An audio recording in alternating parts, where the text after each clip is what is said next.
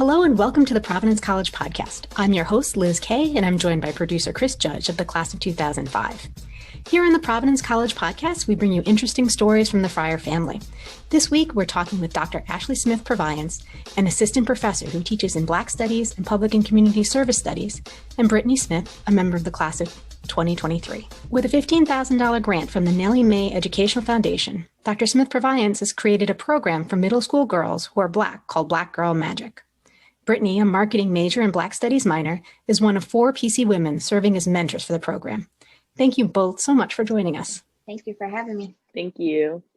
Dr. Smith-Purviance, you studied educational policy at the University of Wisconsin at Madison.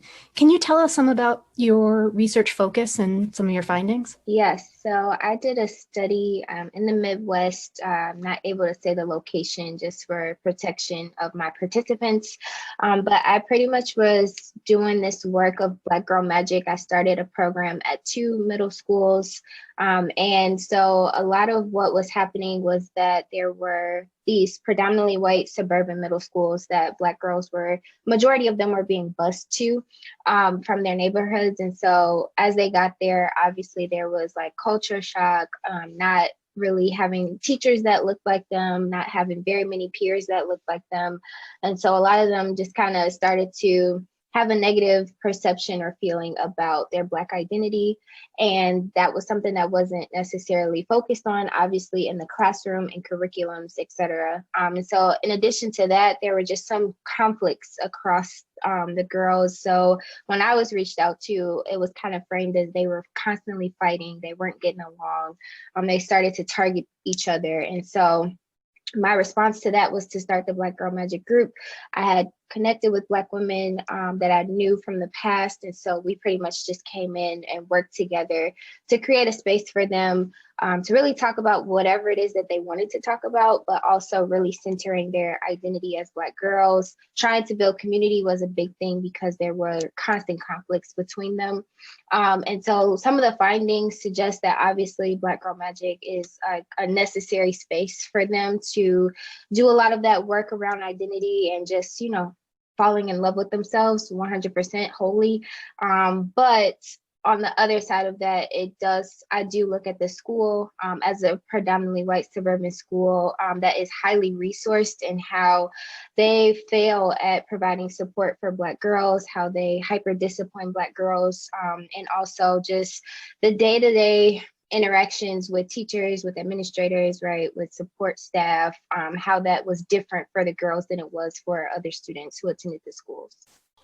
Wow, there's so much there to talk about. So it sounds like you're saying that the stress that they were experiencing due to the culture shock was resulting in them fighting with each other and lashing out at each other, which is just so troubling. I mean, were the girls all from the same neighborhoods? Did they know each other before they came to the school, and it still caused this distress? So a lot of them didn't know each other, from what I remember. Some of them did because they did live in the same neighborhood. They lived in the same community complex. And so they were familiar with each other, whether they had built relationships with each other or not, they at least recognized one another. And then some of them actually did live in the surrounding suburban area as well. And so it was just like coming into the school, trying to get to know each other. And it's natural, right? Like young middle schoolers have conflicts. Like middle schoolers, one day, you know, we're best friends, then the next day we aren't. And so that's just something that's normal, but I did not appreciate the way that it was not seen as like a normal childhood behavior when it was Black girls who were conflicting with each other. And so, yeah, it kind of was always just kind of put as a spectacle almost. And like everybody knew when the Black girls were fighting, everybody knew when it was like conflicts between them. Teachers would have conversations about it. Administrators knew about it. Eventually, once we got into the school, we knew about every daily conflict that they had as well. And so, yeah, it was like a lot of it was just like this natural being a middle schooler, trying to figure out, you know, life in general, who's my friend, who's not my friend. And then some of it, I do think that it had to do with identity and like already being ostracized at the school. And then on top of that, it's like trying to figure out who are these other Black girls and like, do I like them? Do I not like them? You know, all of that was just a lot to deal with. Right. So just natural relationship building, but it was escalated on behalf of the school administrators and everyone else. Like, it just turned into something totally different. Right. So tell us about the program, how it was developed, and what were the elements that you incorporated to try to address some of these issues? Yeah, so at the outset, I really just wanted to know what it was that the girls wanted. So I think even just the first couple of times of going to the school, I was just like, what are some things that you all want to talk about, or what's some stuff that's happening? And immediately, I think at one of the schools in the first few sessions, they didn't even really know us that well, but they were just like, this happened at school today, or this teacher did this, or this happened. And that just told me that they didn't have anybody to talk to. They were obviously thinking about these things. They were wondering, like, is this racism? Is this something else? Or am I, overreacting? And so I kind of just took all of that and absorbed it and tried to work with the other women to develop some kind of programming. And like I said, on top of that, there were conflicts. So it started out as like a lot of mediation. Other facilitators that I worked with, they would take time out of their day, spend time with the girls, like literally leave work to come spend time with the girls, trying to just mediate a lot of the conflict that they had with each other, and then try to come back and bring them back into the group so that we could talk about, what does it mean to be a Black girl? What does it mean to be a Black girl in middle school? And just a lot of different conversations around like health, wellness, beauty, etc., stereotypes, all of that. So yeah, and then I guess I also, in that, like, I did not do this work alone, so I can't take full credit. Like, I always want to give credit to the women that I worked alongside with, and who worked alongside each other to try to make this a group for the girls. But I would like to say that central to that is what the girls needed. So we only operated based on what it is that they wanted to talk about, things that may have come up in natural conversation. So we didn't necessarily go in and say, like, this is what we're doing, this is the focus of the group. We really tried to get their buy-in as well. But that sounds neat. I imagine that middle schoolers of any age probably don't have a lot of agency. Like, they don't get to direct what they're learning on so many levels. So that was probably pretty empowering as well. Right. I want to take a minute and just ask you if you could define the term Black girl magic for anyone who's listening who might not just be familiar with that term on their own. Yeah, so it's actually not a term that I created. I got obviously a hold of it through the internet, social media, but there's a Black woman who started that actual phrase, and her definition of it is really just to celebrate the dopeness, the amazingness of being a Black girl.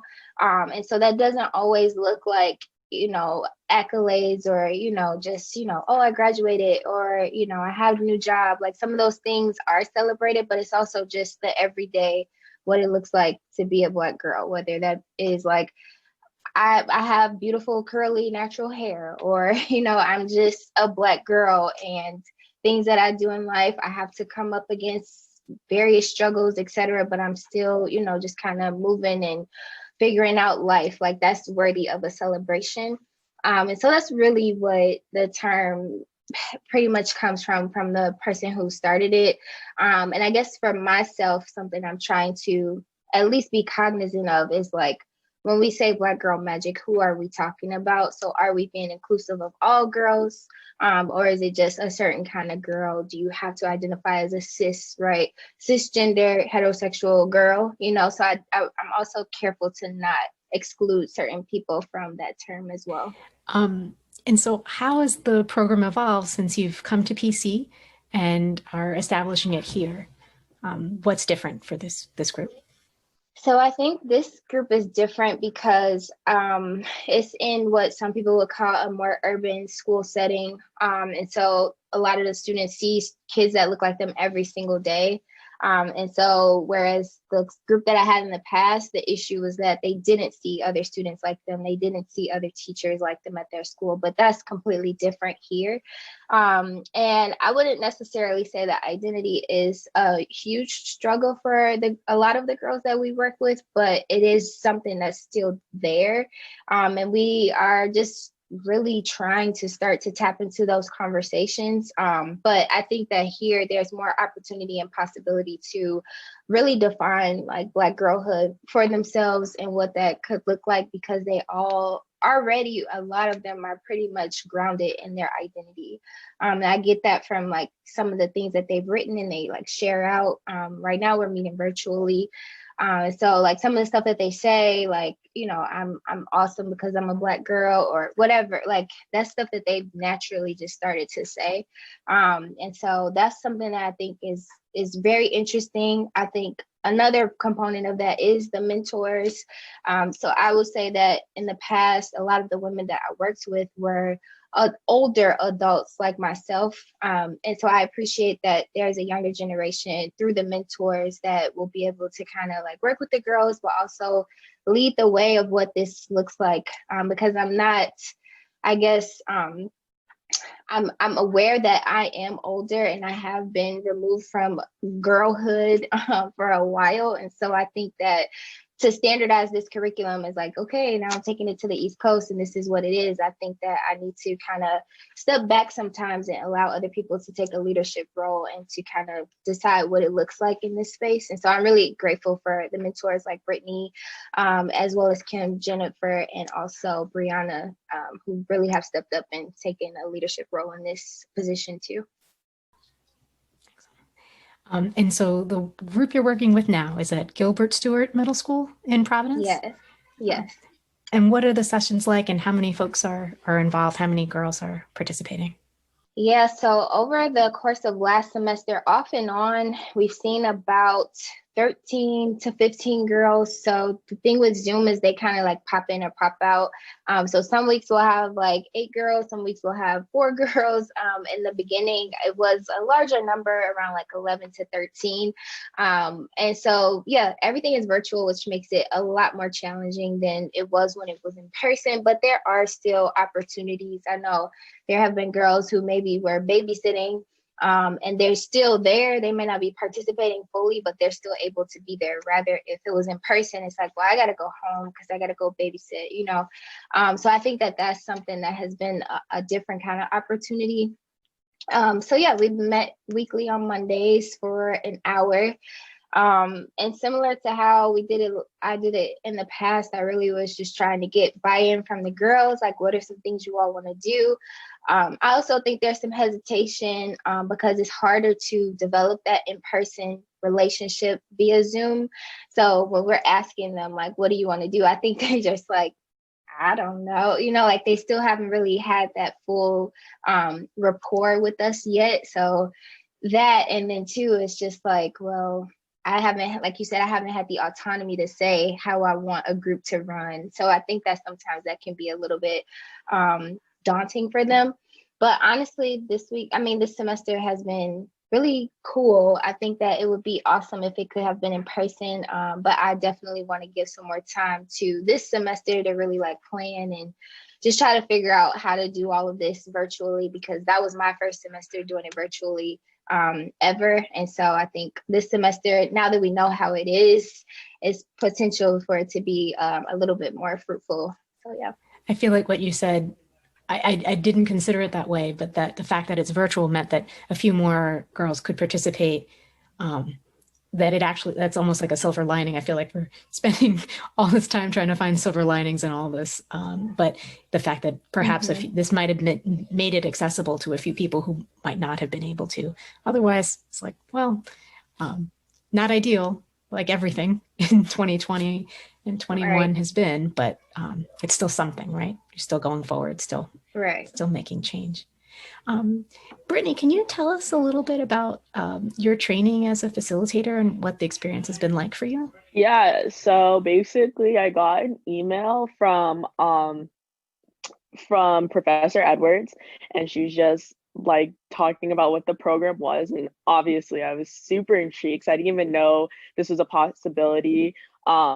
Ashley's new to PC, so like none of this has ever been there before. And I think that as a Black Studies minor, someone who like cares a lot about just like social like justice and like race relations in the country, and particularly in our school, I was just so excited to see something that brought light to what Black Studies is trying to do as a minor, and then also like connecting it to Providence, which I think is obviously always a part of the conversation, because the demographic of PC compared to the demographic of Providence is something I think is very interesting, and has recently we've shone a light on it in terms of conversations of how our community interacts and how we can have a more positive impact on the Providence cities. So I think that this program itself is like a great step in a wonderful direction.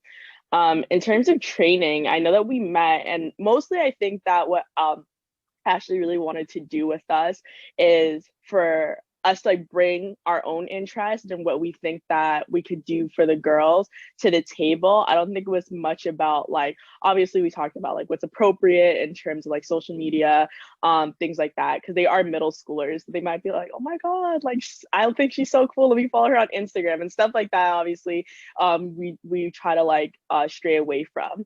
But I think other than that, I think the point of the mentors being there is like another support system for the girls. And like Ashley was saying, like we are younger, so we're kind of like right between the two of them. And so I remember like during our first meeting, we just came up with ideas of what we wanted to do throughout the semester, and kind of like the whole buying in process, like how can we do like topics, but in a way that won't be like taking a Black Studies class in middle school. So like I think one of our first like meetings together, or we did like narratives. So like they kind of like drew pictures of themselves and said like this is who they see themselves as, which I thought was extremely beautiful, because like Ashley had said earlier, a lot of them were like, I'm a beautiful Black girl. And I remember me being in middle school, I don't think I would have said that in middle school. And so I just love seeing how things have changed over the years.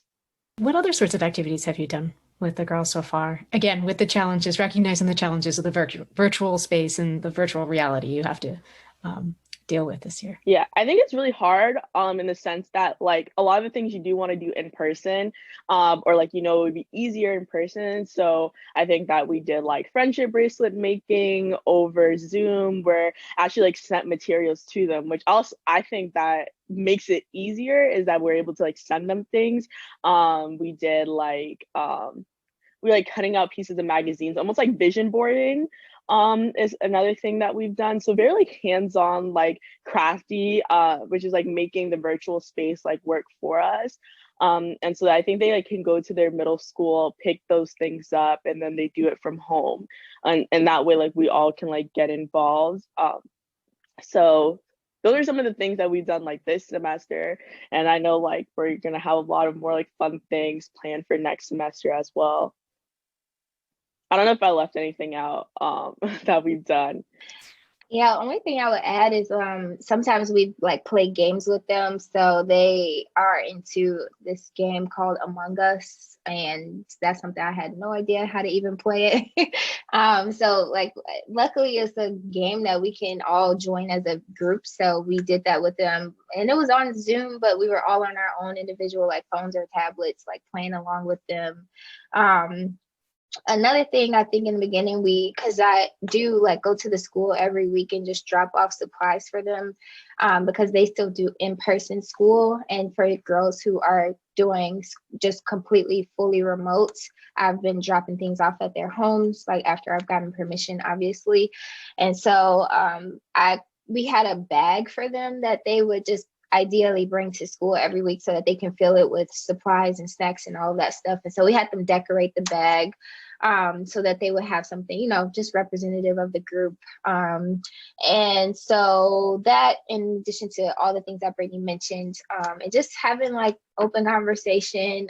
Again, they're still pretty shy. So we've been trying to encourage that. But moving forward, I'm just trying to think of more interactive activities, but also trying to really start to open up for dialogue a bit more too. So, yeah. we'd also like open up some of the meetings with like what's a good part of your day and like a bad part of your day. But I think something else that we realized is that this is a new space that we're all navigating. Like nobody is like super great at Zoom, and how can you work in a space, especially when you're talking about like middle school students who everything's really like they're used to everything being in person.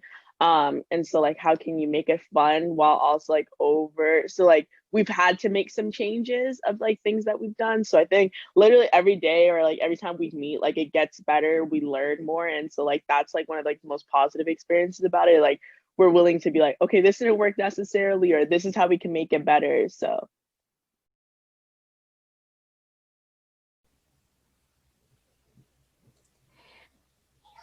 you can't deny, I'm sure so many of these girls are dealing with Zoom fatigue in probably the worst way at this point, right? Like, so you've got challenges without a doubt, but it sounds like amazing work, and it sounds like the students are really benefiting.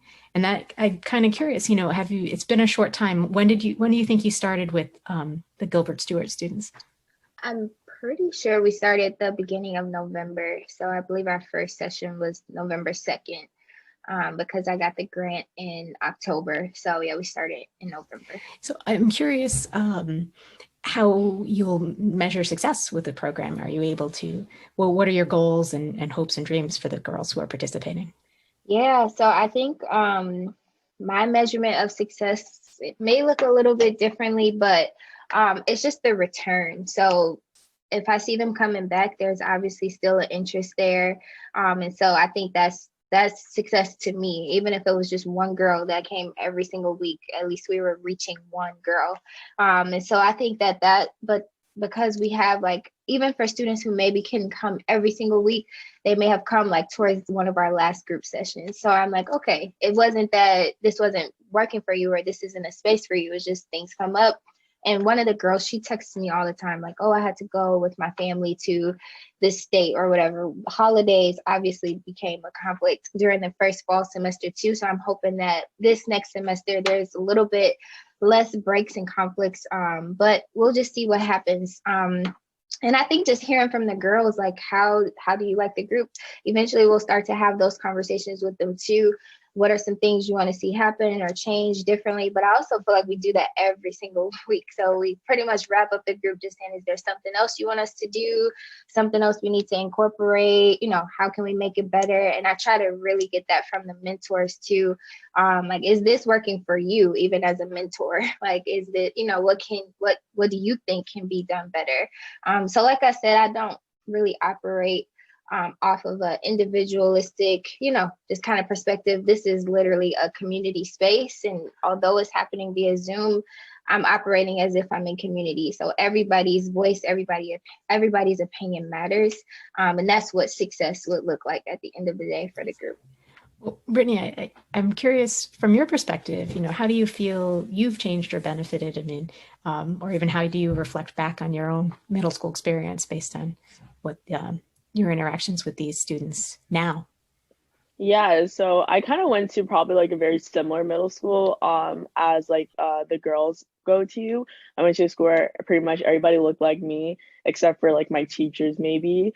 And so I didn't have a program like this instated like within my school.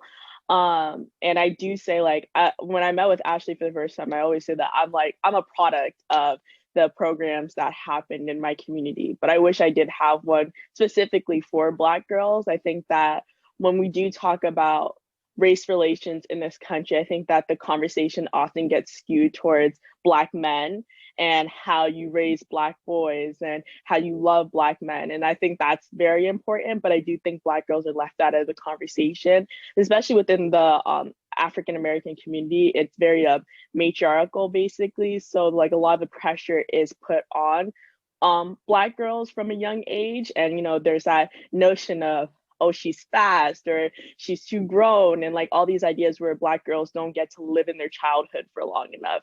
It's always like it's time to grow up, or they're forced to grow up before their other peers. And so I could feel that completely. I'm a My mom's a single mother, and so I've seen very strong Black women.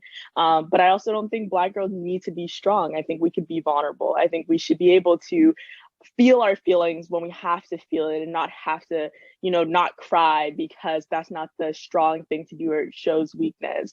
And so I think with all of this being said, I wanted to do something like that, especially as I've gotten older. I always was like, I want to be the person or the adult that I needed when I was a kid. And so like that is like Black Girl Magic is giving me the opportunity to do that through like the form of being a mentor. And even watching like Ashley like set this whole entire thing together, moving to a different state and saying, you know what, I'm still gonna do it, shows how important it is. Like Black girls everywhere need programs like this, need something like this. And not only are we mentors, but we're also Black women mentors, which I think is even more important. A lot of the programs that I went to when I was younger, a lot of my mentors or a lot of the facilitators for the programs were usually white people, well-meaning white people, but they didn't look like me. So it's very hard to see myself like, yes, you're successful, but it's hard to see myself being able to follow in your footsteps because we have very different, like, I guess like upbringings and where we're from. And so we're like a reflection for them of like who they can be and where they can go, especially in higher education, and like professors and status and everything, to show them that there are people that look like you in each step of life, and don't let media and don't let the news and all these other things tell you anything different. That literally the sky is the limit. I think you've said so much there, and it's so gratifying to hear that you've been able to find this positive experience, that, maybe the adult that you wish you had had when you were an age, and, you get to do that as a college sophomore. That's fantastic. I think you mentioned something that has always been really intriguing. I feel like I've heard the statistic that people perceive Black children to be older than they really are. And I'm curious, how that comes out in your group, if you could reflect on how it has come out, Ashley, in when you were with your previous group and here in Rhode Island. Do you see the effects of there's so many elements of that? It's like just people expecting more mature behavior from someone who's younger and may not be ready for that, but also even like family responsibilities, having to take care of family members or other things. How do you see that manifest with your students? Yeah, so I think definitely from my previous research, that was a huge factor. And just the ways, not only that Black girls weren't allowed to be children or, engage in just, childlike behavior, but they were also expected to respond in a more mature way. Like one of the administrators mentioned, like, I just want them to come to school and be vulnerable. I just want them to, come here, just kind of put it all out on the table. Let me know what's happening. Let me know what's going on. And it's like, that's so much pressure as a middle schooler. Like, I'm already just trying to figure out what all of these things mean. And then I'm entering the school building and I have no idea, how my teachers really, truly feel about me. Like one of the students that I was interviewing, she just said, I know it. My teacher hates me, but I don't know why. I didn't do anything to her, but I just know she hates me.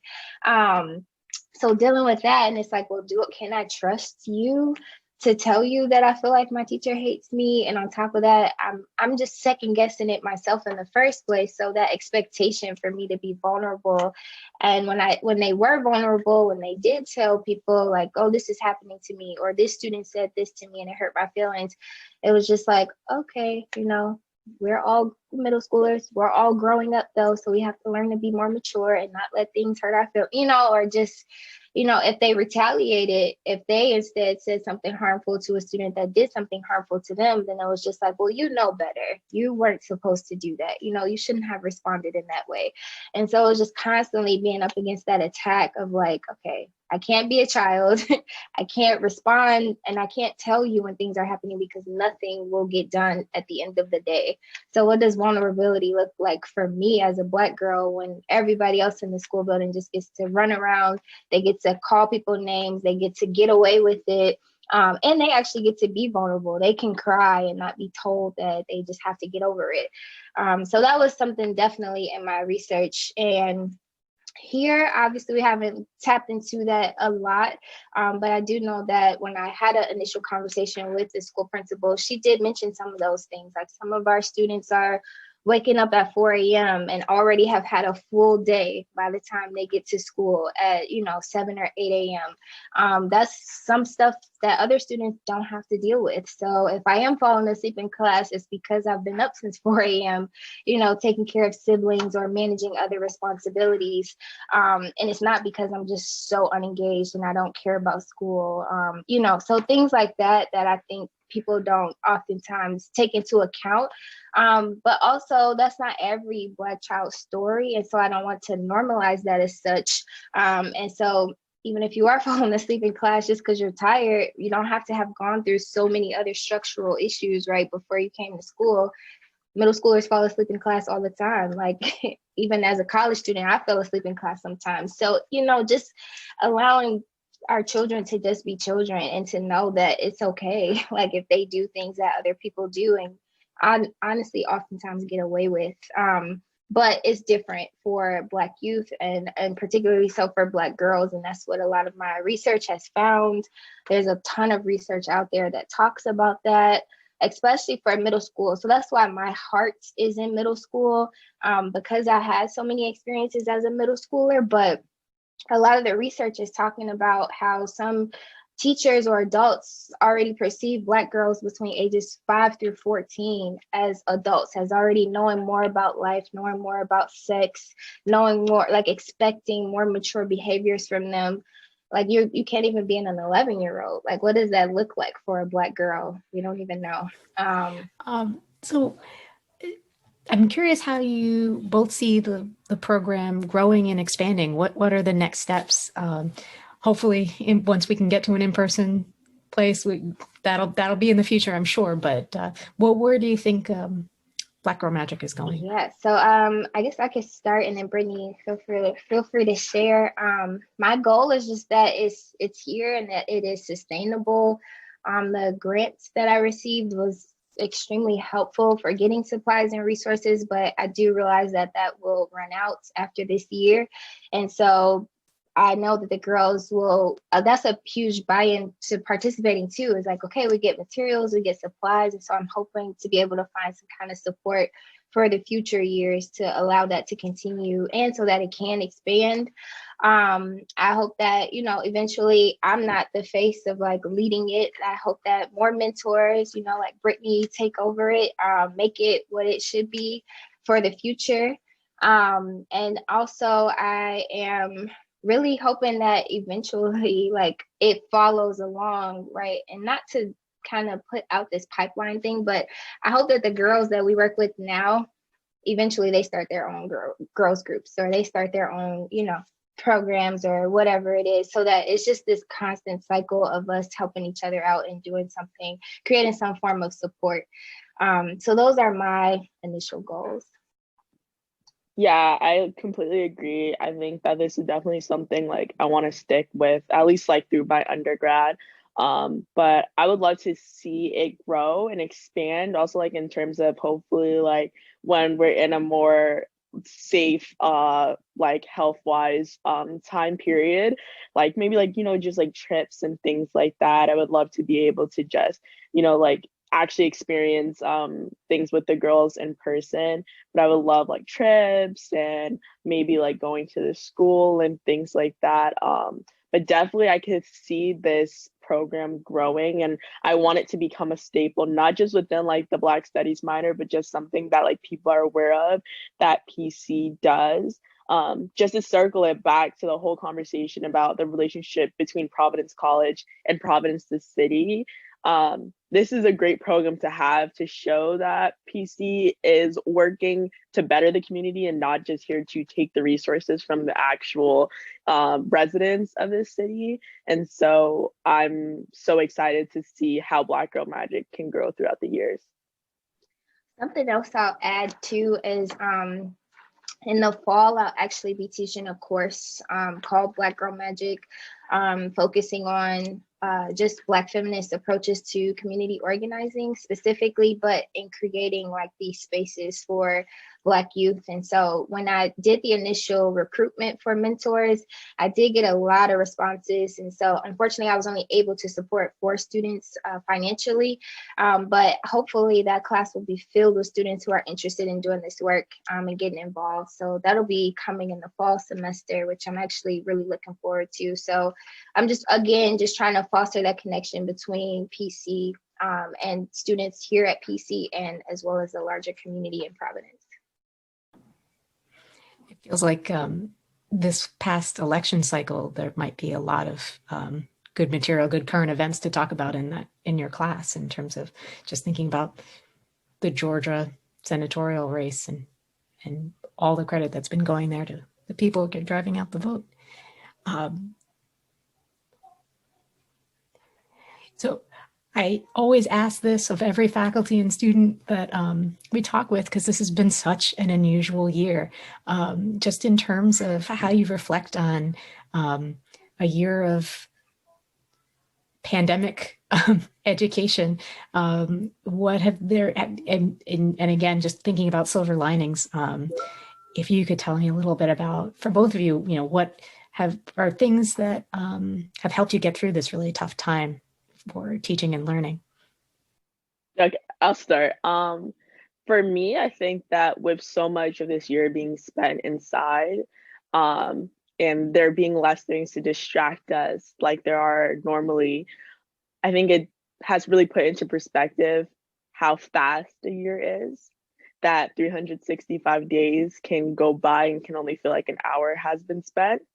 And so it's really made me think about how I spend my time, and not only how I spend my time, but what I do at that time.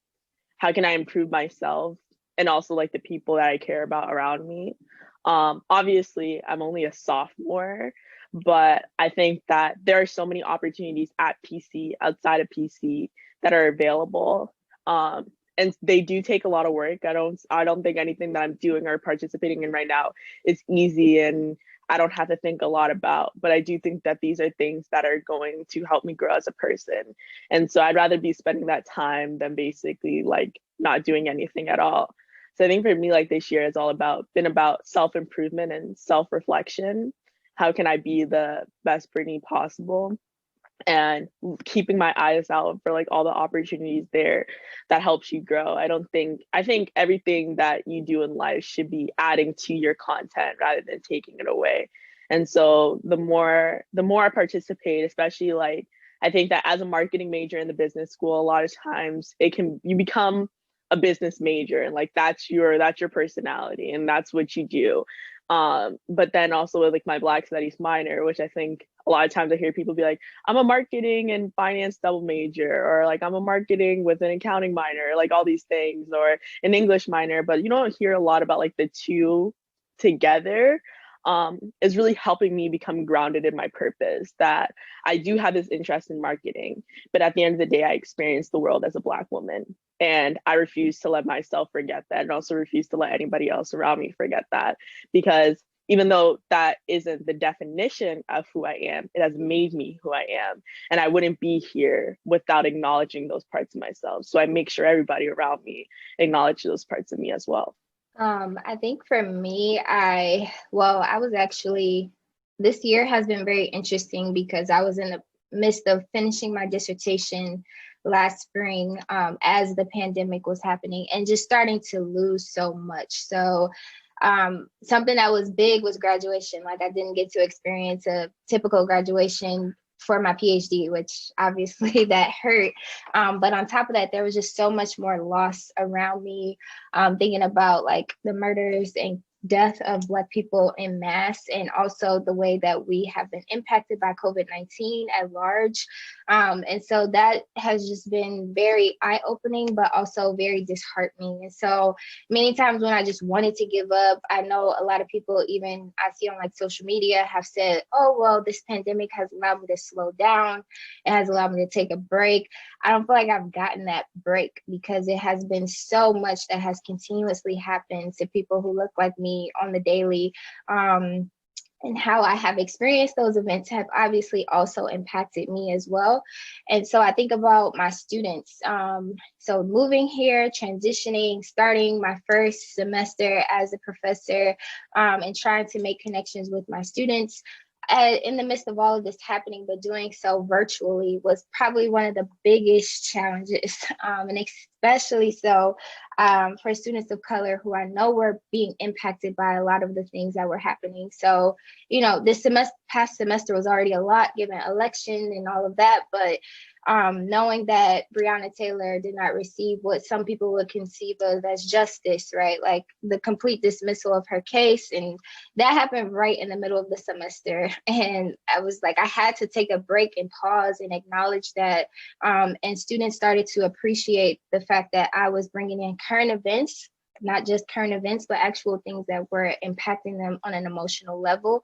And so it could have been easy to just be like, well, Black Girl Magic, that can wait until life happens again and we can go back in person. But knowing that college students were impacted by these things, knowing that myself as an adult was extremely impacted, I always thought about middle schoolers and also young Black girls, like how are they processing these things? Like what is happening with them? And so obviously when the opportunity came up to start the group, as much as I wanted to be like, nope, I'm not doing it. This is my first semester. It's too much going on. I realized that I cannot quit.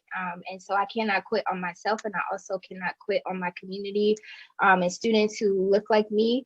And so that's been one of the biggest things for me throughout this entire year, being in this pandemic, seeing all the different forms of state violence, social, like societal violence, structural violence, and noticing and knowing that Black life is still very, very much so valuable to me. And so how do I continue to make sure that I push that forward and do what I can for my people, essentially. So, yeah. As you said, so much more work to be done as we go forward. But I think I'm sure your students in Black Girl Magic would say this. I know we say it, that they're just grateful that programs like this exist. Got to start somewhere. And if it helps these the middle school students this year, in a year when clearly these conversations are so needed and necessary, and just a place to explore these questions. Well, thank you so much for joining us on the podcast today. Thank you for having us. Yeah, thank you so much for having us. Subscribe to the Providence College podcast in all the usual places, including iTunes, SoundCloud, Stitcher, Google Play, and our newest platform, Spotify. If you like what you hear, please review and share with others. Thanks for listening, and go Friars.